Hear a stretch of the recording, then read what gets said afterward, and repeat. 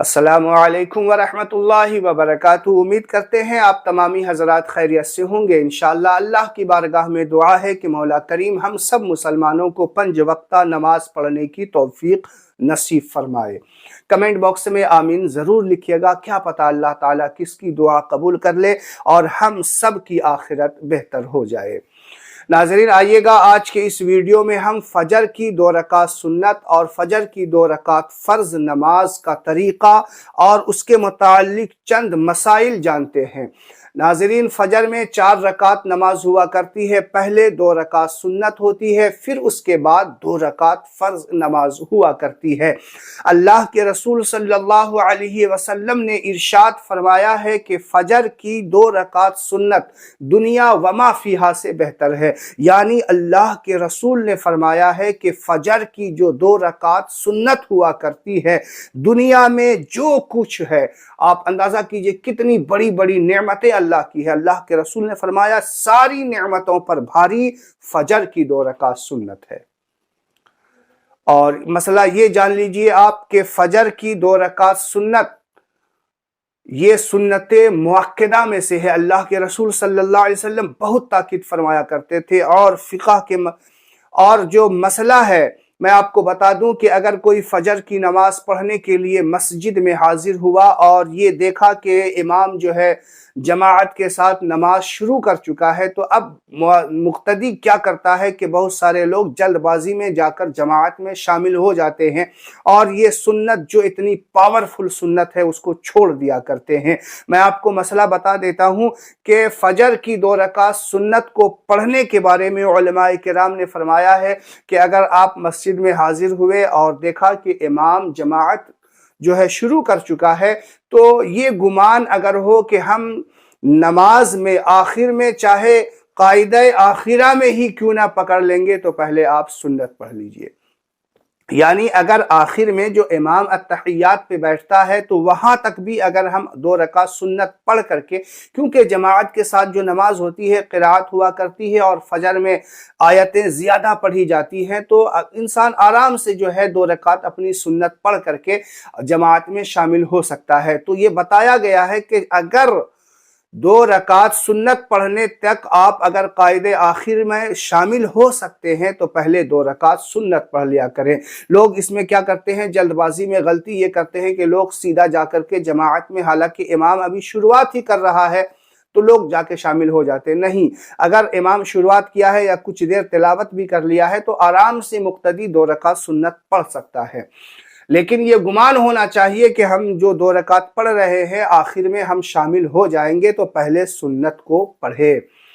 دیکھیے گا فجر کی 2 رکعت سنت کی نیت اس طریقے سے کرنی ہے۔ نیت کی میں نے 2 رکعت نماز فجر کے سنت کی واسطے اللہ تعالیٰ کے منہ میرا کعبہ شریف کی طرف اللہ اکبر اللہ اکبر کہتے ہوئے ہاتھ کو ناف کے نیچے باندھ لینا ہے، پھر ثنا پڑھنا ہے، اور ثنا پڑھنے کے بعد جو ہے سورہ فاتحہ پڑھنی ہے۔ سورہ فاتحہ کے بعد جو سورت آپ کو یاد ہو وہ سورت پڑھیں، اور پھر اس کے بعد جو ہے رکوع کریں، سجدہ کریں، اور رکوع میں سبحان ربی العظیم کہنا ہے۔ میں نے پچھلے ویڈیو میں بھی آپ کو بتایا تھا کہ یہ عظیم بولنا ہے۔ جو لوگ عظیم بولتے ہیں وہ معنی بدل جایا کرتا ہے، اسی لیے عظیم بولنا ہے۔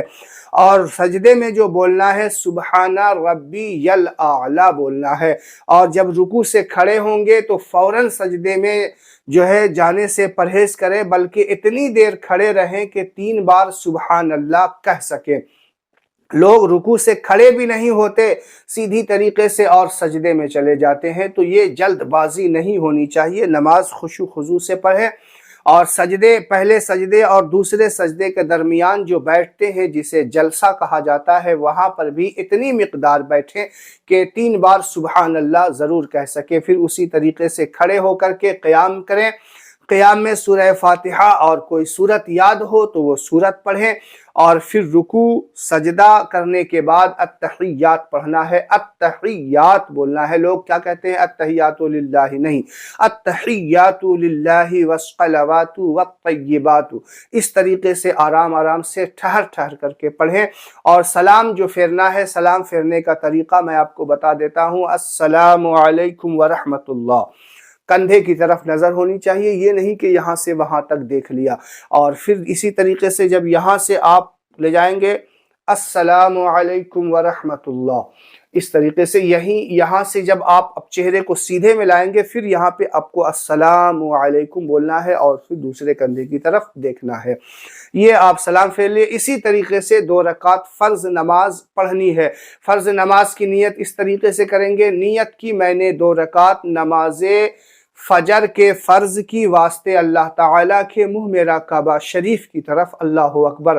نیت کے بارے میں ایک بات اور جان لیجئے، نیت زبان سے کہنا بہتر ہے، اگر دل سے بھی آپ نے کہہ دیا، دل میں ارادہ کر لیا تو بھی آپ کی نیت ہو جائے گی۔ اسی طریقے سے نیت باندھنے کے بعد ہاتھ جو ہے ناف کے نیچے باندھنا ہے، اور پھر سبحانک اللہم و بحمدک، یاد رکھیے گا سبحانک اللہم بولنا ہے۔ بہت سارے لوگ کیا کہتے ہیں سبحانک اللہم بولتے ہیں، نہیں، سبحانک اللہم و بحمدک و تبارک اسمک و تعالی جدک و لا الہ غیرک، اس طریقے سے ثنا پڑھیں گے۔ پھر سورہ فاتحہ پڑھنی ہے، پھر کوئی سورہ جو یاد ہے آپ کو وہ پڑھنی ہے، پھر اسی طریقے سے رکوع اور سجدہ کرنا ہے، اور رکوع سجدہ کرنے کے بعد جب آپ کھڑے ہوں گے تو پھر وہاں الحمد شریف جو ہے پڑھنی ہے، سورہ فاتحہ، اور پھر کوئی سورت آپ کو یاد ہو وہ سورت آپ پڑھ لیجئے، اور پھر جو میں آپ کو بتایا ہوں التحیات للہ پڑھنا ہے، التحیات،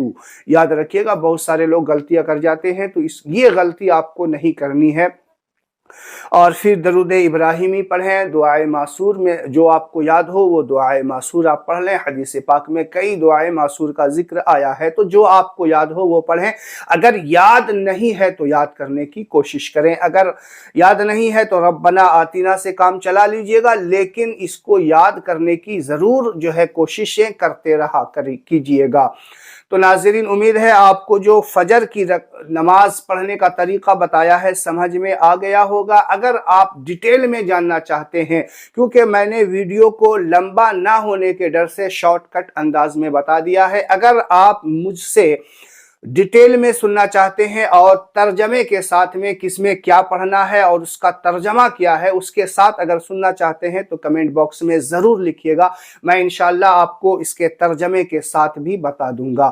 تو امید ہے آپ کو یہ ویڈیو پسند آیا ہوگا۔ اگر ابھی تک آپ نے ہمارے چینل کو سبسکرائب نہیں کیا ہے تو ہمارے چینل کو سبسکرائب کریں، لائک کریں اور ثواب کی نیت سے اسے شیئر کریں، تاکہ جو لوگ یہ مسئلہ نہیں جانتے ہیں اس تک بھی یہ مسئلہ پہنچ جائے، کیونکہ اس طریقے سے کرنے سے اگر کوئی بات آپ سیکھ رہے ہیں اور دوسروں کو بھی سکھا رہے ہیں تو اسے ہی علم نافع کہا جاتا ہے۔